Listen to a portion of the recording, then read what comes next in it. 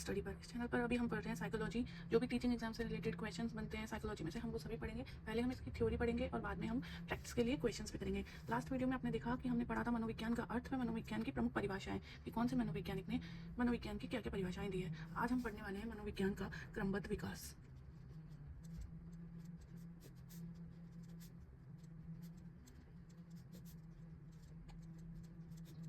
ये मनोविज्ञान का विकास किस प्रकार से हुआ है, मनोविज्ञान की अलग अलग परिभाषाएं, अलग अलग मनोवैज्ञानिक ने अलग अलग प्रकार से मनोविज्ञान को परिभाषित किया, तो कैसे हम लास्ट में कंक्लूजन तक पहुंचे कि हाँ मनोविज्ञान, हम इस चीज़ को मनोविज्ञान कह सकते हैं। सबसे पहले मनोविज्ञान को बताया गया कि मनोविज्ञान क्या है, आत्मा का विज्ञान। और मनोविज्ञान को आत्मा का विज्ञान किस किस मनोवैज्ञानिक ने कहा, प्लेटो, अरस्तु व डेकार्टे।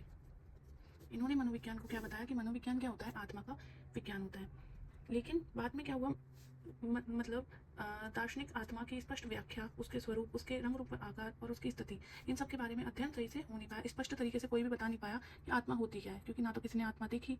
अब अगर अपन को कोई चीज़ एक्सप्लेन करनी है तो सबसे पहले ये जरूरी है कि हम उसे देखेंगे, जब तो उसी चीज़ को एक्सप्लेन करेंगे। तो अगर किसी ने कोई इसको डिफाइन ही नहीं कर पाया, कोई भी मनोवैज्ञानिक इस चीज़ को डिफाइन नहीं कर पाया कि आत्मा है क्या चीज़, आत्मा कैसी दिखती है, आत्मा का रंग रूप कैसा होता है, उसकी स्थिति कैसी है, उसका स्वरूप कैसा है, उसका आकार कैसा है, इन सारी चीज़ों को कोई स्पष्ट तरीके से पता ही नहीं पाया। तो धीरे धीरे ये परिभाषा क्या हो गई आत्मा की, मनोविज्ञान की जो परिभाषा थी कि मनोविज्ञान आत्मा का विज्ञान है, धीरे धीरे ये परिभाषा अमान्य हो गई।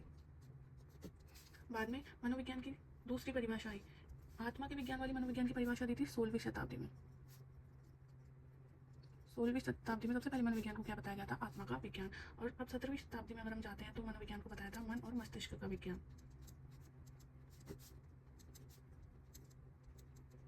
किस समय बताया गया था, 17वीं शताब्दी में। प्लीज़ गाइस, ये जो भी मिस्टेक्स हो रही है इनको थोड़ा इग्नोर करना।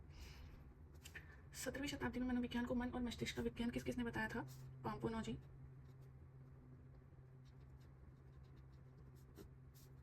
Thomas read. ठीक है, इन्होंने मनोविज्ञान को क्या बताया था, मनोविज्ञान क्या होता है, मन का विज्ञान होता है। जो हमने कल मनोविज्ञान का शाब्दिक अर्थ पढ़ा था कि मनोविज्ञान मतलब मन का विज्ञान, तो इन्होंने परिभाषा दी थी कि मनोविज्ञान क्या हो गया, मन और मस्तिष्क का विज्ञान होता है। पर जैसे आत्मा का विज्ञान बताया था, लेकिन इसको कोई डिफाइन नहीं कर पाया था कि उसका स्वरूप कैसा होता है, रंग रूप कैसा होता है, उसकी आकार, उसकी स्थिति, तो इसकी कोई स्पष्ट व्याख्या नहीं कर पाया था, इसलिए ये क्या हो गई थी, अमान्य हो गई थी बाद में। इसी प्रकार मन और मस्तिष्क की जो परिभाषा थी, इसको भी कोई डिफाइन नहीं कर पाया कि मन क्या होता है। हम कह तो देते हैं कि ये चीज़ हमारे मन में है, हमारा मन ऐसा कह रहा है, लेकिन क्या कोई डिफाइन कर सकता है कि मन का आकार कैसा होता है, मन की स्थिति कैसी होती है, मन कैसा दिखता है, कोई ये बता सकता है। तो इसलिए इस परिभाषा को भी क्या कर दिया था, बाद में क्या कर दिया था, अमान्य घोषित कर दिया था, क्योंकि ये स्पष्ट रूप से बता ही नहीं पा रही थी कि असल में मनोविज्ञान है क्या चीज़। इसके बाद तीसरी हमारी परिभाषा आई थी, चेतना का विज्ञान। और ये कौन से किस वक्त दी गई थी, 19वीं शताब्दी में। चेतना को क्या कहते हैं इंग्लिश में, चेतना को इंग्लिश में कहते हैं consciousness.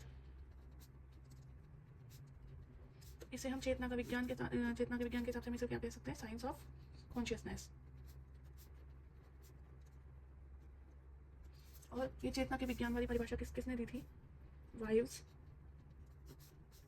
William James, William Wundt, James सेली। इन्होंने क्या बताया था, मनोविज्ञान को चेतना के विज्ञान के रूप में स्वीकार करके कहा था कि मनोविज्ञान क्या होता है, चेतन क्रियाओं का अध्ययन करता है। मनोविज्ञान क्या करता है, चेतना, जब हम चेतन अवस्था में रहते हैं, चेतन क्रियाओं का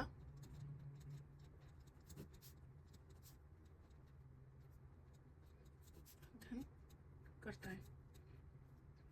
लेकिन ये जो चेतन शब्द है, सब लोग, एक चीज़ होती है, कोई भी चीज़ को आपको डिफाइन करने के लिए या एक लॉजिक मानने के लिए सभी को एक मत होना पड़ता है, लेकिन ये सारे वैज्ञानिक चेतन शब्द की परिभाषा को लेकर एक मत नहीं हो पाए।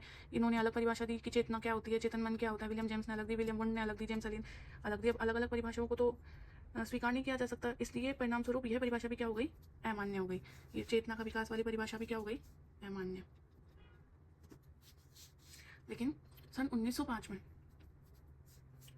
सन 1905 में एक ब्रिटिश मनोवैज्ञानिक थे जिनका नाम था विलियम मैकडूगल। आपने मैकडूगल की परिभाषा भी पढ़ी होगी, मनोविज्ञान को जो डिफाइन किया था। कोई बता सकता है मैकडूगल की कौन सी परिभाषा पढ़ी थी, हमने कैसे याद किया था। मैकडूगल की परिभाषा थी, मनोविज्ञान आचरण व व्यवहार का विज्ञान है। कौन सी परिभाषा दी थी, आचरण व व्यवहार का विज्ञान है। इन 2 शब्दों से हमने याद की थी कि मैकडॉनल्ड्स में जब भी हम जाते हैं तो हमें हमारा आचरण और हमारा व्यवहार क्या करना चाहिए, सभ्य रखना चाहिए। हो सकता है कुछ बच्चों को याद आ गई हो और कुछ को नहीं आई हो। अब चीज़ें याद रखने के लिए हमें क्या करना पड़ता है, बार बार चीज़ों को रिवाइज़ करना पड़ेगा, तभी ये सारी डेफिनेशंस हमको याद रहेंगी। 1905 में विलियम मैकडूगल ने क्या किया था, एक अपनी बुक लिखी थी जिस बुक का नाम है आउटलाइन ऑफ साइकोलॉजी। इसके पेज नंबर 16 पे, पेज नंबर 16 पे इन्होंने क्या बताया था, चेतना को कहा एक बुरा शब्द। चेतना मतलब चेतना को बुरा बता दिया कि चेतना कोई अच्छी चीज़ नहीं होती, ये एक बुरी चीज़ है। बुरा शब्द बताकर इसकी क्या करती थी, आलोचना करती थी। अब नेक्स्ट चौथी जो हमारी परिभाषा आई थी उसमें मनोवैज्ञानिकों ने क्या बताया कि मनोविज्ञान क्या होता है, व्यवहार का विज्ञान होता है। और व्यवहार का विज्ञान कब बताया गया इसको, 20वीं शताब्दी में। किसने बताया व्यवहार का विज्ञान, वॉटसन, मैकडूगल, वुडवर्थ व स्किनर।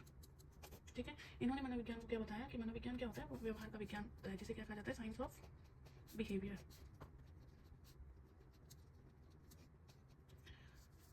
मनोवैज्ञानिकों ने मनोविज्ञान को व्यवहार के एक निश्चित विज्ञान के रूप में स्वीकार किया और अभी वर्तमान में मनोविज्ञान की इसी परिभाषा को सर्वमान्य घोषित कर रखा है। मनोविज्ञान की अभी एक ही परिभाषा को स्वीकार किया गया है जो कि है व्यवहार का विज्ञान। मनोविज्ञान क्या होता है, व्यवहार का विज्ञान। अब इस परिभाषा को जैसे आत्मा के लिए मना कर दिया कि मनोविज्ञान आत्मा का विज्ञान है, पर उसे कोई डिफाइन नहीं कर पाया तो मना कर दिया। मन को भी हम डिफाइन नहीं कर सकते कि भाई हमारे मन क्या चीज़ है, क्या परिभाषा दोगे आप मन की। चेतना को भी अस्वीकार कर दिया, लेकिन व्यवहार को ही क्यों एक्सेप्ट किया गया, व्यवहार का विज्ञान वाली परिभाषा क्यों एक्सेप्ट की गई? क्या कोई बता सकता है कि व्यवहार का विज्ञान वाली परिभाषा को क्यों एक्सेप्ट किया गया? जैसे मन है, चेतना है, आत्मा है, इन चीज़ों को कभी किसी ने देखा नहीं, ना हम इनको डिफाइन कर सकते, लेकिन हमारा व्यवहार तो हमारे आचरण में दिखता है ना। हम जो डेली में काम करते हैं, किसी के साथ बात करते हैं या कुछ भी किसी भी प्रकार से लोगों से इंटरेक्ट करते हैं, मिलते हैं, तो उसमें हमारा क्या झलकता है, व्यवहार। तो व्यवहार को तो हम डिफाइन कर सकते हैं, भाई अच्छा इसका व्यवहार अच्छा है, इसका व्यवहार बुरा है, या ये गुस्से वाला पर्सन है, या बहुत अच्छे नेचर, बहुत स्वीट नेचर वाला पर्सन है। तो हम व्यवहार से ये सारी चीज़ें क्या कर सकते हैं, डिफाइन कर सकते हैं। इसलिए मनोविज्ञान को क्या माना गया है, व्यवहार का विज्ञान। होप सो आपको यहाँ तक की चीज़ें समझ में आई हो। आशा है आप सभी को आज जो भी हमने पढ़ा वो सब समझ में आया हो। तो अगर आपका भी सपना टीचर बनने का है तो प्लीज़ चैनल को सब्सक्राइब जरूर करें। Thank you.